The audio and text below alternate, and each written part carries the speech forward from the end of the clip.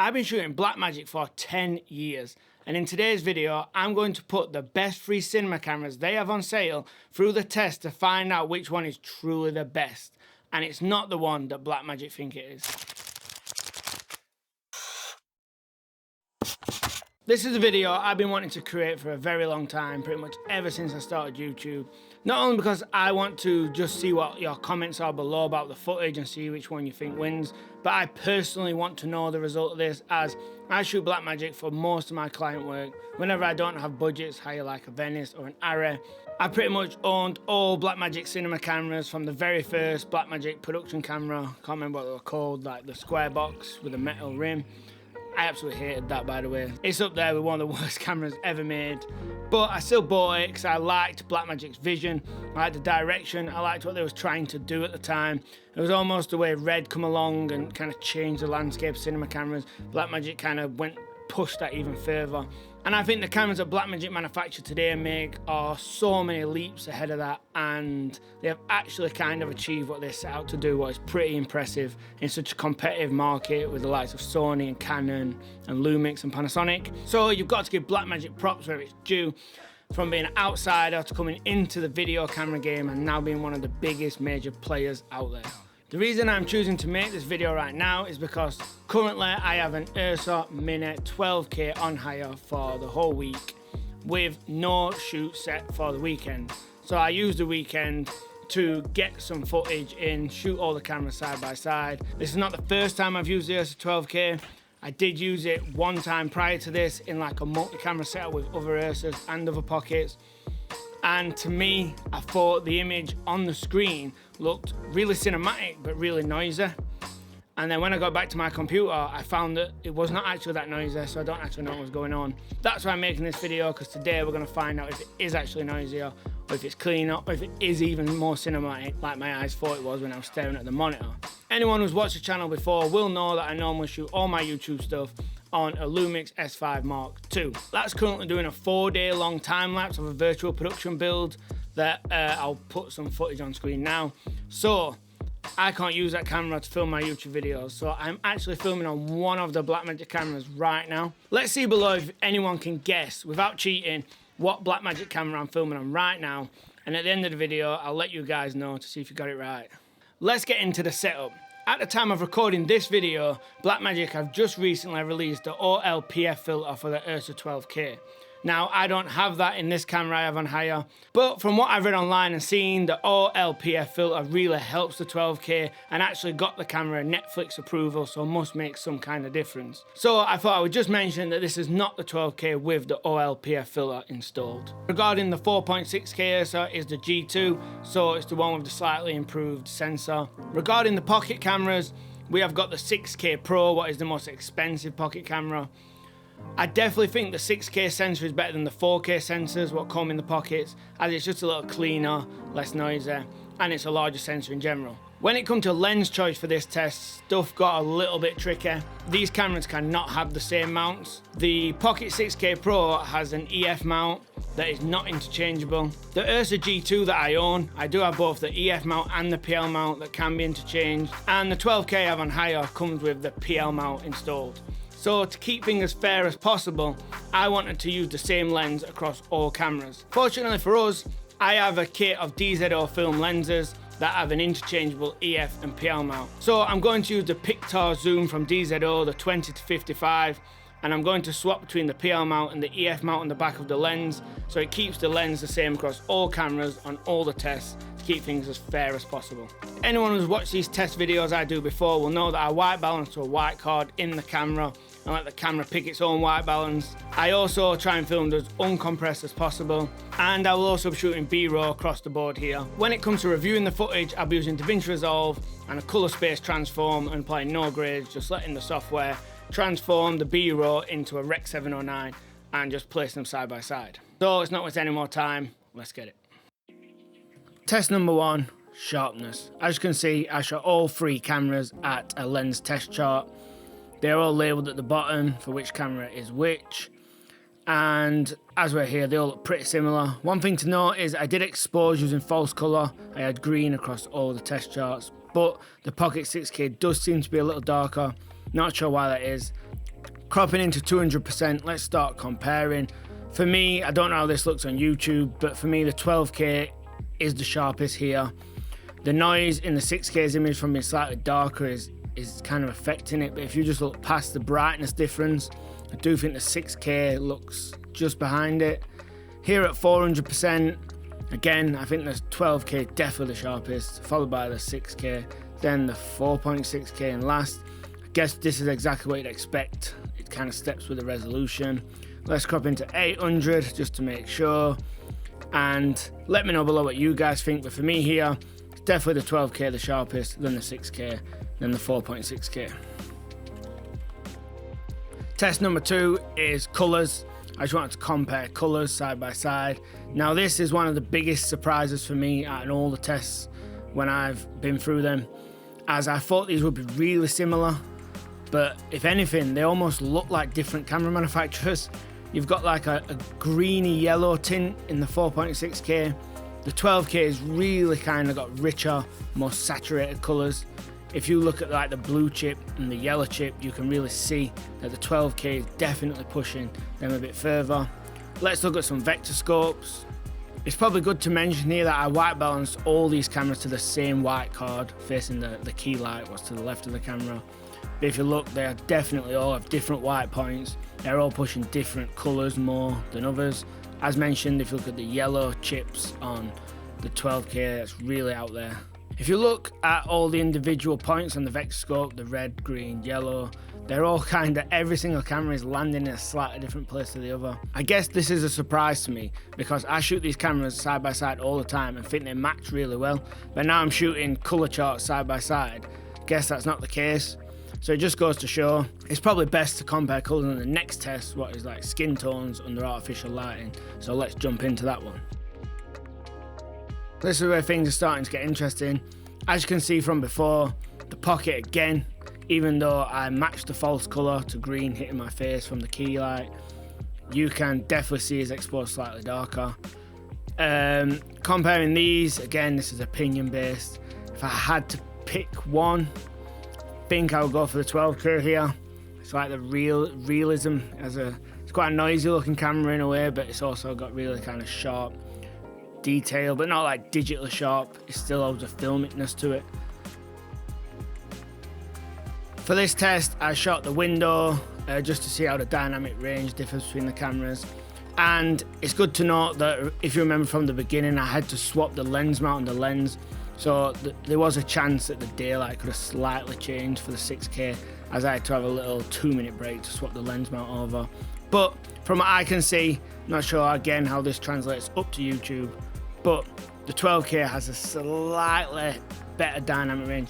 It's so slight, it's just around my hip area where the radiator falls. I can just see a bit more detail in the dark shadows there, but this is so slight I don't think it'd ever come across in real world shooting scenarios. The next test I did was slow motion. Now on paper I was really expecting the 12K to run away with this, but this is a big win for the underdog with the Pocket 6K here. I filmed 204K on the Ursa 12K, the 124K on the 4.6K, and on the Pocket I did the 2K 120 frames per second. The Ursa 12K is 240 frames per second in 4K here. It's just a mess. It's basically unusable from where I sit. It's got so much fixed pattern noise and kind of rolly, streaky stuff. This is not from any lights. I double checked this. This is definitely something that's coming from the camera. It does look that sharp to me. It don't look like I'm getting any major advantage. Yeah, it's slower, it's 240 frames, but even down to the colour of the Ursa 12K's 240 frames in 4K, it's lost so much colour, it looks desaturated. I would say the winner here is definitely the Ursa G2. It just retained its colour. It don't look like it's a cropped in and extra noisy image. It looks really comparable to its 24 frames per second footage. But again, big win for the Pocket 6K, as to say that's upscaled from 2K to 4K. That's really usable, it's clean, it's nice, and I won't have any problem using either the Pocket slow motion or the Ursa G2 slow motion, but the 12K here for me is just a no-go. On to another interesting one. low light. For this, I start all cameras at their native ISOs, and for the Pocket, that is 400 ISO. So as you can see here, this is just the Pocket 6K by itself. So here we are at 800. This is the native ISO for both Ursas, and the Pocket has obviously gone from 400 to 800. Yeah, I would say here at 800 ISO, the Ursa 12K might be the cleanest image here. Obviously, the Pocket is up an ISO, so that's obviously going to introduce some noise. Still, they're all relatively clean images to I'm filming with no light scenario. Moving on up to the next ISO, I went to 1250 ISO, as that's the second range for the Pocket 6K, and it's dual native ISOs. And here, the Pocket is starting to pull away. The Ursa 12K is a mess. Again, fixed pattern noise is starting to ruin its image. This is something that Blackmagic should really get a lid on, to be fair. I remember the original Ursa G1 had fixed pattern noise, and they fixed it in the G2. So I'd like to see something similar for the 12K. Going to 3200 ISO, again, the 12K has got worse. The 4.6K is pretty much unusable. But the Pocket 6K is trooping on through, it's really good. Moving on up to 8000 ISO, both Ursas were maxed out at 32, but the Pocket goes to 800. This is probably not usable for me, but if you was in a pinch and it's better than not capturing something, maybe some documentary style work, you never know, it's good to have it. As we all know, there's a lot more to cameras than just image quality. Usability, functionality, accessories, and on and on. This list goes on forever, and I feel one of the biggest rookie mistakes, especially I made when I was coming in, is thinking that image quality is like 99% of the reason you buy a camera. And as you start getting clients and doing paid work, you quickly realise that amazing image quality with bad functionality is a recipe for a really bad disaster. I'm going to touch on some positives and negatives around the cameras and their functionalities. The two Ursa cameras are almost identical in body, and their functions are pretty much the same. So I will just touch on negatives and positives of the Pocket bodies, and then the same again, but just for the Ursa body. Let's start with some positives about the Ursa Mini body. This is pretty much exactly what you expect. It works really good for handheld, on the shoulder, just kind of when things start to get a bit fast and you are chasing the day and you need to pick up some speed or it's a run and gun shoot, the Ursa really comes into its own. And you can really get some nice cinematic, beautiful images on the fly with none of that kind of like smartphone looking ugly camera shakiness. On your shoulder it looks really nice and stable, and even on your hip using the top handle. The camera is quite heavy, so it really looks like a big camera when you're shooting on it, but really kind of is an advantage to something like an Ursa Mini Pro. It's also great for like interviews, chucking it on a tripod, running shotgun mics into the XLR ports, having your audio already synced up. Comes with time code. It's great for working in productions, if someone needs to be wiring up a follow focus while someone's on the other side, setting the codecs, formatting cards. This thing is kind of built around a team environment, what is like totally opposite to how the Pocket functions. The negatives for the Ursa are its size and weight. You have a zoom lens on it, like a cine zoom lens, and a V-mount on the back, and it gets really heavy. You're definitely going to need an easy rig for shooting long periods of times. The negative for this camera is just simply its size. I personally, for the type of work we do at this production company, would love like an Ursa but in like an FX6 size body. Almost like if Blackmagic just shrink the Ursa, like 50%, 40%, but it still has all the same functionality. I think they'd be onto a real winner, and that's something I want to see from Blackmagic's next camera personally. While we're on negatives, let's jump straight into the negatives of the Pocket cinema camera for me. For me, it's its shape, not necessarily its size, but its shape. I just think it's too wide and also too chunky. I mean, it does feel quite substantial in the hands. It's quite nice for like a Pocket camera, but on the same hand, it's too wide for gimbals. It's awkward with a screen when you put a V-mount on the back. Who remembers when Blackmagic first released the Pocket and it was at NAB and they had like promo images of people vlogging on this thing? Like, how far away is that from its actual use case? I can honestly say over all the years of the Pocket being out, I've never seen one person vlog on it. I just think the Pocket got lost in its design factor on who's actually going to be using it. I think on the next iteration when they update it, it needs to be somewhere in between an Ursa and where it is now. Again, something like a smaller, I know people want the box style camera, or like an FX6 shaped camera that can be like rigged with handles and more square and just less ugly looking for me, as it's just not a nice looking camera. Positives for the Pocket body are simply smaller. It's way smaller than an Ursa. any mounting work, any gimbal work, it's just going to be 1,000 times better. Car mounts, gimbal mounts. If you're into rig this camera anywhere, always choose a pocket over an Ursa. And I know over the years people have really fixed its downflows. There's some amazing cages and rig systems that people have got going for this thing. So no matter how awkward Blackmagic originally made it, people have fixed that because the image quality out of this thing is so great. And nowadays there's some really functional rigs of the pocket being done, and with its amazing image quality, makes it a bargain of a camera. I don't really think there's a winner here, as cameras are tools and it depends on what you're shooting. I'm just going to iterate more on what I've said before. The most ideal version is somewhere in between a pocket and an Ursa. I think what Sony are doing with FX3 and FX6, they're like the most popular video cameras at the minute. If you go into any store online, they're like always #1 of the most bought video camera. I think, as you've seen from Red with the Komodo, and moving forward, it's going to be a really popular kind of small box shape that people rig out from. It's probably going to be the future for the next decade or so in cinema cameras especially.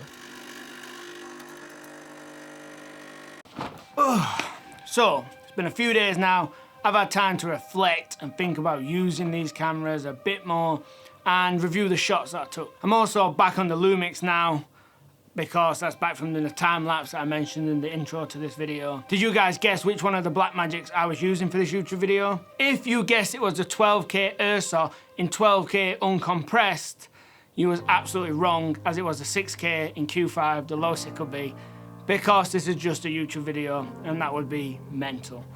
I also want to mention that I did plan to do a rolling shutter test and also some outdoor like sunlights and natural light tests, but it rained the entire weekend that I had the 12K and I just run totally out of time, to be honest. To the conclusion, this is one of the hardest conclusions I've had to do up to date in any of my YouTube videos so far.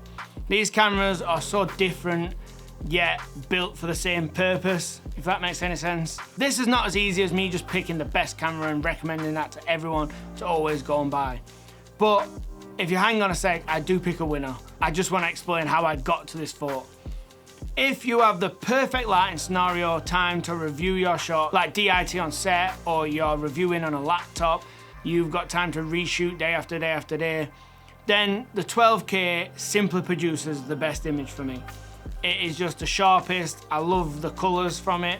I think it's just got a nice texture to it. It's like Blackmagic have got their kind of film grain and textures and just cranked them up in the 12K. It really is a fantastic image out of that camera. Hold on, what if you're shooting something really important and there is fixed pattern noise all over your shot, it's unusable and there is no opportunity to reshoot it? I just do not have the confidence from the 12K that I have from the other two cameras. The 12K reminds me of the original Ursa Mini before the Pro, before the G1. It's just not refined at this point, and it just does not give me the confidence. Yes, it makes the best Blackmagic image, but it's not the best Blackmagic camera. Then there's the Pocket. Well, it's a lot less money and is so close in image quality to the other two, and sometimes beating them. But, and there is always a but when it comes to cameras, because no camera is perfect. Although the Pocket camera starts so cheap and has amazing image quality for its price point, you have to spend so much money on rigging it up, adding V-mounts, batteries, rods, cages. If you want it on a shoulder or handheld, you have to have top handles, side handles. The list is extensive, it's exhausting.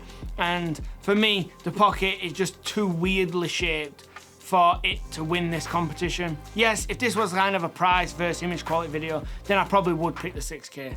But it's not, it's an overall video on which camera is just the best for me, which I can recommend the easiest. This leads me onto the Ursa Mini 4.6K G2. Now I might be a little biased here with owning a G2 and shooting most of my paid work. It's kind of my A-cam before I rent in a Venice or an Alexa. It's the same price as the 12K but more refined, and I can just trust it more. By the time you've purchased a 6K and added on all your cages and accessories and XLRs and whatever else you need to get in adapters and stuff, you are not far off the price of getting an Ursa Mini G2 anyways. So for me, the Ursa G2 is the best camera out of these three. It's just stood the test of time. It's so refined, I trust it. With it being the second generation, it's had minor tweaks and effects done to it. Yeah, there's definitely room for improvements. No camera is perfect. but this one is almost like the Alexa of low and medium budget productions. So trusted by the industry, it makes so much sense to me why it's such a popular camera. If I had to recommend any camera without going into specific shooting situations, it would definitely be the Ursa Mini 4.6K G2, as I don't believe that camera is going anywhere fast no matter what Blackmagic bring out. If you want to find out what my favourite camera is that is not a Blackmagic, click here.